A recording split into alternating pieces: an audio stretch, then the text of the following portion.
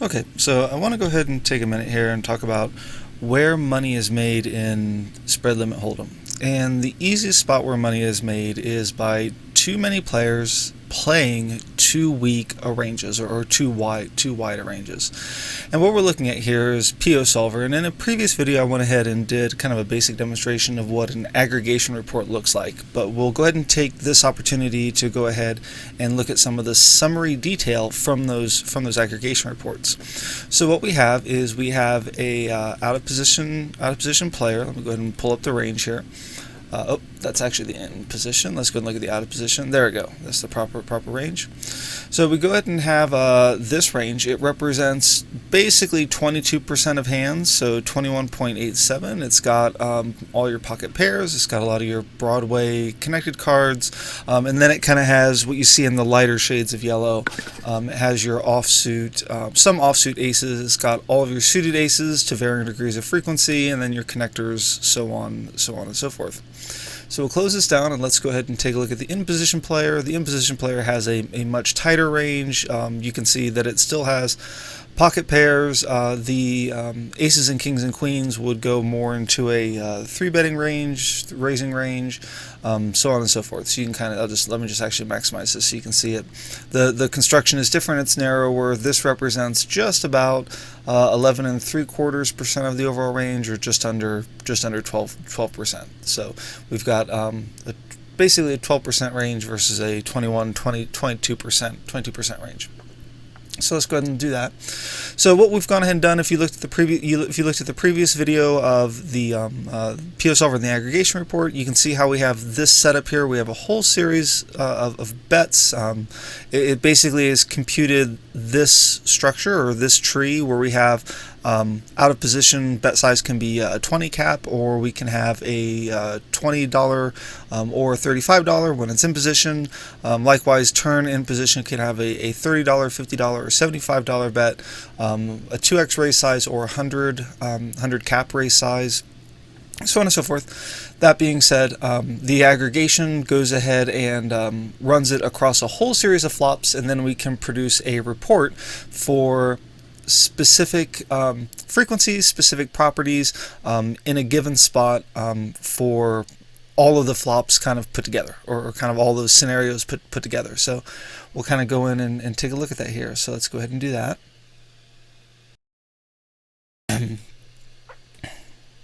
Okay, so let's go ahead and bring up the actual aggregation reports here.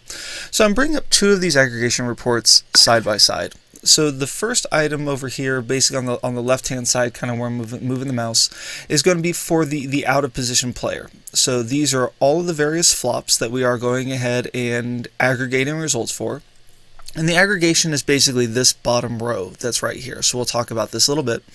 And then likewise as well too, one of the things that we will see is the most common line that should be taken here by the out of position range is going to go ahead and be the action of check. And that's going to happen 73.79%.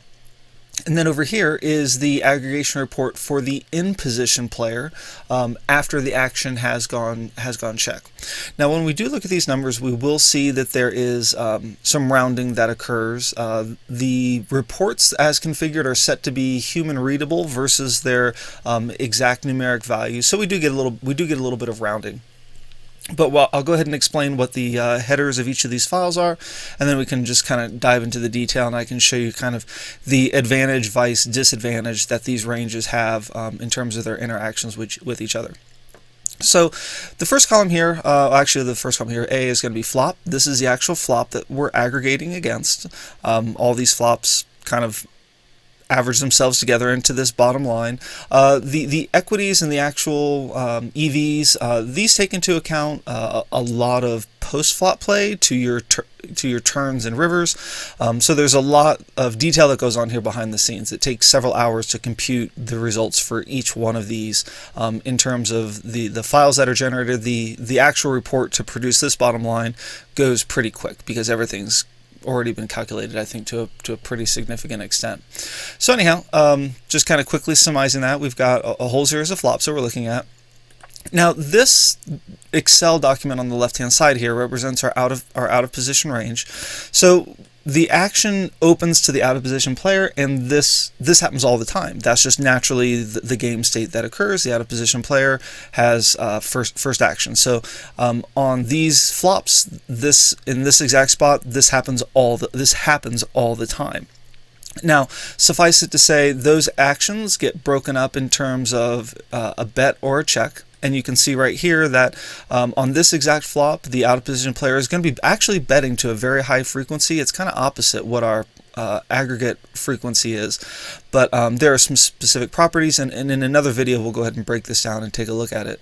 But we'll go ahead and be betting a $20 bet, and again, these are $60 pots, so I guess I should go ahead and add that as well too. They'll be betting $20 into an existing $60 pots, making it 80 to go to the in position player, but they'll be doing that with a frequency of 76.69, and they'll be checking 23.31. Now we can see this check action here, and over here the global percentage that should occur. Now, this document on the right-hand side presumes that the action has arrived at the check. So what you see 23.3149. So you can see this value basically comes over here, 46.76, 46.757. So there's a little bit of rounding that does occur. So that's going to see where the differences, in tenths, hundredths of a percentage point actually occur. But that being said, you should see a majority, or basically all the values that are here in the check column. Let's kind of highlight this down here. Go over here into your global percentage, because this is the kind of the frequency by which the out of position player checks. Now we arrive at the frequency, or the global percentage, or the line frequency of when the in position player goes ahead and plays against the actual check. So that's how some of these will work hand in hand. If you're taking a moment to pause the video and look at some of the numbers, that'll kind of make sense of what these columns are. So we have a column C, which appears here. This is going to be our out of position equity. I think equity is pretty standard concept. We have the out of position EV, or the out of position expected value. Now this is going to be a cash game, so we'll talk about this in terms of EV, or expected value in terms of chips or dollars. We have a column here for EQR, which is equity realization. You can go ahead and look up the actual calculation. I think it was posted on a 2+2 forum, or in some of the documentation on the PioSolver site. Basically, this is the frequency by which the equity that you have is realized, or kind of how often, I shouldn't say necessarily how often you win the pot, but the realization, I think, is probably a pretty good concept, or a pretty good way to talk about it. Basically, the higher the equity realization, the more often you'll see that equity coming and being in your stack, winning pots, stacking chips, so on and so forth. And likewise as well too, for those three, we have in position equity here, we have in position EV, and then we have in position equity realization, and then we have the actual betting options which do occur, which is going to be the bet 20 or the check in this exact spot. Okay, so now that we've kind of gone through the setup, let's go ahead and take a look at some of the detail that's in the actual spreadsheets here themselves. We will be going through this in more detail in specific videos, and breaking out kind of what's going on within each one of these records. But the first thing let's go ahead and take a look at right here is, let's go ahead and look at the frequencies that the out of position player should be going ahead and betting or checking. We'll go ahead and put basically a quick coloring on this, and we can see that in the aggregate, 73.79% of the time they're going to go ahead and be checking. Now there are cases here, for example, our first one, our 10 of spades, 8 of spades, 7 of diamonds, so basically a very wet board with a straight draw and flush draw. It's actually an opportunity to go ahead and bet at a much greater frequency than you would be checking. Likewise as well too, I think you kind of have a similar scenario down here with the Jack 8, spades, 7 of diamonds, and then as well too you've got another draw heavy board down here, and then with your aces you kind of have some lockdown boards right through here where you basically have an ace or you don't. So I think the frequency goes up. Actually no, it actually looks to be pretty similar, maybe something where there's a draw there too, so on and so forth. So we'll take a look at this in greater detail when we get to that actual point. But I just want to go ahead and point out, from a first perspective, this is one of the first things we look at. But then likewise as well too, let's go ahead and do the same thing from the perspective of the in position player. We'll put a coloring on this. And the in-position player, their frequencies are going to be more balanced. So it's basically going to be 50-50 in terms of check and bet. So 50.58 on the check, which correspondingly these two are going to add up to be 49.41. And then you can see within the betting component, it's going to separate itself out whether you use the 20 bet, so a third pot, or you use a little closer to just over half pot. And there will be certain properties or certain frequencies that we go ahead and use there. So on and so forth. But what I really want to focus in is for the out of position player and where players get themselves into trouble. So I think one of the first places where they would get themselves into trouble would be being out of position. So that's definitely one component as well too. And when we start going ahead and doing analysis of range versus range and the game state that gets calculated out, we really want to focus on, I think, these two right here, the out of position equity, or really specifically the out of position EV. So if we look at the EV, the aggregate EV across all these flops for the out of position range versus the in position range, we can go ahead and see that the expected value is 23.31 chips, or 23, in this case we'll just call it dollars, $23.31, and the in position EV has an expectation of $30.11. So immediately right off the bat, I think one of the first major takeaways is that the wider out of position range is at an equity disadvantage vice the in position range. Specifically, it's going to be, let's go ahead and just do this in Excel, get the exact number, that minus that cell. So it is at a $6.8, 6.79 chip, $6.8 equity or expected value disadvantage versus that player. And that's not to say, or versus that range, and that's not to say that the out of position player runs into this situation every single time. Flop sets, flop two pairs, flop draws, they get there, so on and so forth. They do win hands. But this is, I think, one of those hidden kind of concepts where to the average recreational player it's just not realized how poorly a weaker, wider range performs out of position vice a much stronger in position range that we're going ahead and computing the game state against. So I think we can kind of take some back of the napkin kind of analyses here. So with the magic of video editing, I've kind of gone ahead and taken these bottom rows here on the left hand side of the Excel spreadsheet and use these as the back of the napkin, so to speak, just to do some basic calculations that are conversational in their nature. I think that there are other professionals that would go ahead and perhaps maybe kind of show this in a slightly different manner, or maybe with a greater degree of accuracy, but I think that for purposes of a high-level conversation, this will convey kind of the general principle behind what we're seeing here, or kind of the overall theme of the approach of the video, and again, kind of identifying how players in the spread limit game will kind of get themselves into a little bit of trouble in terms of wins and losses, and kind of also identify how money is flowing through the game state. So looking at these columns right through here, and these are going to be based upon the EV column. So we will see this 23.3 value for the out of position EV, and then the 30.11 value for the in position EV used here just in a few moments. So line 31 I have for the out of position, line 32 is going to be for the in position. The first column that I've created here is going to be our hands per hour. So we're just going to assume that in a live game there are 35 hands dealt in an hour, just on average. We're going to go ahead and have a column here for the range that we go ahead and have established. So our out of position range has 22% of hands. Our in position range has 12% of hands. So that's just very simply the number of hands that we're playing.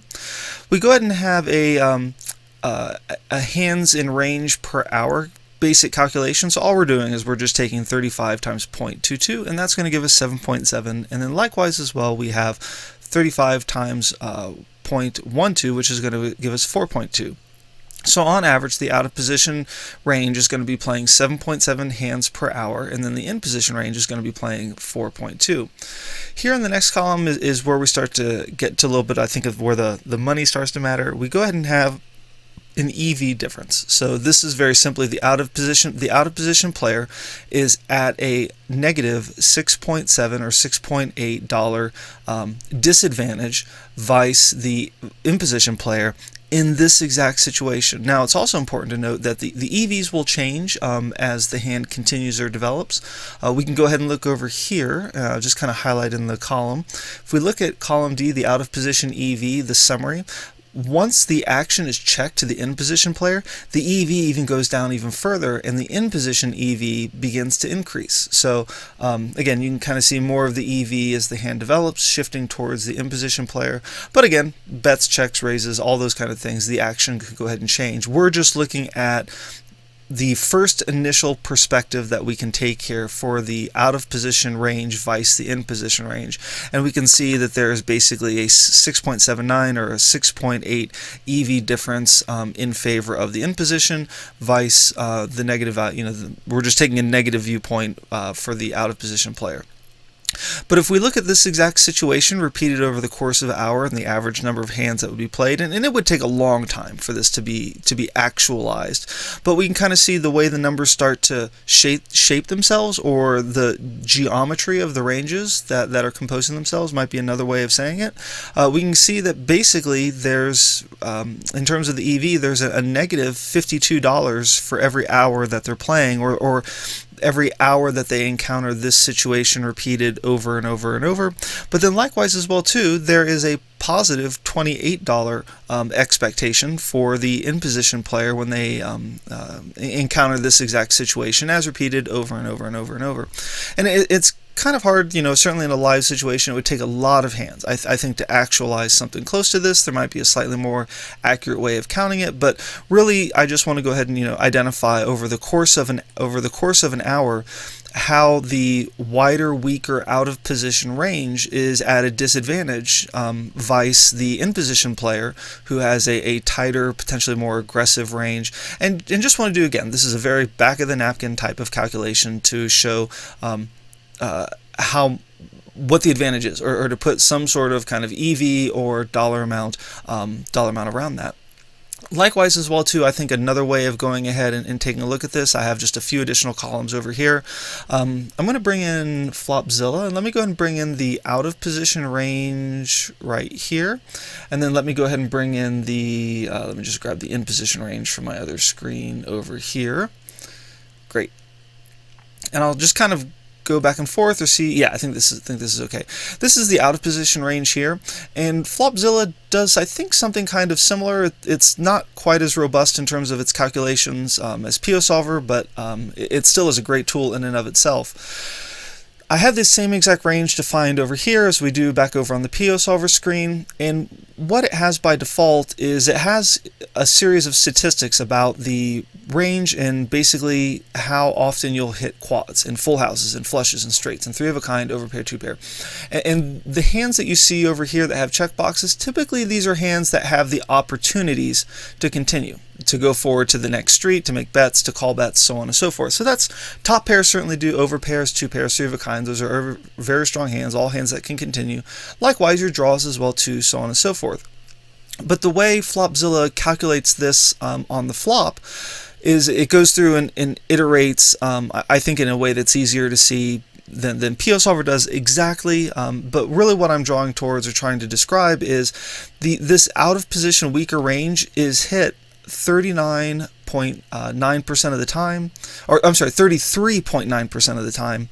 And then if we look at the in position range, which is much tighter, 10% or basically 12% vice 22%, the same range is hit 34.1. So we're talking what? That's basically 0.2 of a point, 0.2 of a percentage point different. I mean, that's really small. It's basically minuscule. So what that really, I think, goes to signify is that the playability of the out of position hands, it's much tougher. You're out of position. When you do hit a top pair, you can be dominated by this tighter range, but more to the point, you're just simply playing more hands and you're folding away more dollars. So let's go ahead and just take a look at this over here. Now for this over here, I've just basically saying, basically 33% of the time We're going to go ahead and continue in hand. I guess I could change that to 34, but again, back of the napkin type of calculation, this should suffice. So out of the 7.7 hands, when we multiply this by 0.33, the out of position range is going to be able to continue 2.5 times. The in position range is going to go ahead and be able to continue 1.3 times. But what that means is we're also going to be folding. So basically this is just the 2.54 subtracted from 7.7. Going to be folding 5.1, and then we're going to be folding 2.8. So basically we're just going to be folding twice as often. So basically you're just going to be folding away more chips. And over the course of a session that you're playing in live, this I think is something that we'll tend to see. Somebody will be playing, they'll win some pots, they'll get there maybe kind of in a bad way, or they're if they're behind in terms of their equity, or the deck catches up with them, or the deck runs good, it kind of hides a lot of this that's going on. It kind of hides a lot of the math, and again, this back of the napkin kind of concept that we're taking here, where they'll run up a stack, but then you'll see over time, naturally, the way the math starts to shape itself, the way the math basically starts to work out, they'll lose the stack, they'll get down to maybe last $100, $125, and they'll just kind of punt it into the middle and see if they can get there again against maybe somebody that can call with a good hand or is willing to gamble with them, so on and so forth. So the main premise I just want to go ahead and take here is just kind of show some basic outputs from PioSolver, again row 29 up, and then also some back of the napkin kind of analysis to go ahead and show when you do have a wider, weaker range out of position, it's much tougher to play. You start to go ahead and run into spots where your top pairs can even be dominated. You need to go ahead and to be successful in the hand from the out of position perspective, you need to go ahead and have over pairs, two pairs. I mean, that basically just does really not happen that often. It happens at a much lower frequency. And then as well too, when you go ahead and hit the flop that hard, it's very often hard for the in position player to go ahead and continue. You almost need a pre-flop scenario of over pairs versus over pairs, set over set. You need some very infrequent kind of things to happen to go ahead and I think be very successful for the out of position player. So that's just an opportunity to go ahead and show some of the data that's here. In a future video, we'll go ahead and crack some of these open and take a look here at the flop play, and then we'll go ahead and do some even further subsequent videos that take a look at turn play, which I think get really much more interesting. But again, just going through and highlighting some concepts there. Let's go and take a look here. So I want to go ahead and just take a moment and bring the video to just a couple of points, just to kind of wrap things up here. Just going ahead and bringing in a text document here to talk about criteria of making money and spread limit. And I think we see these concepts repeated in other hold'em games. You can have card edge, you can have a skill edge, you can have position, and you can have initiative. From my perspective, I think card edge is probably the most significant one. I think this is probably, and just for conversation, make it just say 70%, and then I think you can go ahead and say that the remaining of these take up about 10% each. Card edge, I think is such a huge factor because, again, from this early point, when you go ahead and have too weak or too wide a range as we're creating here with the out of position player, it's more difficult to play. You are at an EV, a dollar EV disadvantage, vice a stronger in position range, and then it's just, again, your EVs can change through the course of the hand, but it's just such a bad starting point to start from. It's very hard to catch up. You're asking the deck to do a ton of work for you, and go ahead and kind of fix or support you in some ways that it just mathematically just won't long term. It's just extremely difficult. And again, by looking at some of the EVs down here in the chart and a back of the napkin type of analysis, you can kind of see or quantify in terms of dollars per hour, and then also kind of what we're folding away, so on and so forth, how difficult it is to play that. Likewise as well too, I think you can just basically go ahead and just say, we'll just say 10% for each of these here. and just talk about these real quick. Just add that in there. Skill edge certainly is a big component. Knowing how to play your hand. I think also spread limit borrows from fixed limit. One of the concepts, you're going to have to be making some, I think, reasonable folds to when you're beating the hand. I think the concept of saving bets is also pretty important, especially when the bets start to get larger on the 100 bet side of things in 3 bet pots. There's also a lot to be said for position. I think position also goes hand in hand, a little bit so with the card edge as well too. We haven't looked at these calculations from the other way. Let's say we had a tighter range and out of position vice a wider range in position. What that would look like. But we certainly could in a future analysis, and we might come back and revise that. And then there's no mistaking initiative. Now in this exact analysis, we don't have initiative because we are either calling, overcalling, or getting overcalled out of a blind. So this really doesn't kind of stack up in our favor. But again, card edge and skill edge, I think, comprise so much of your profitability in this game. You can kind of sacrifice initiative in some spots, but certainly it's worth mentioning or talking about. I think it's a component of profitability and making money in a spread limit game. So hopefully this was informative. I'll kind of just go ahead and bring this out of view. You're able to kind of open this on a full screen on your monitor and take a look. Certainly feel free to pause at this point and go ahead and look through some of the numbers. Feel free to ask me any questions or thoughts or ideas come up, and best of luck at the tables.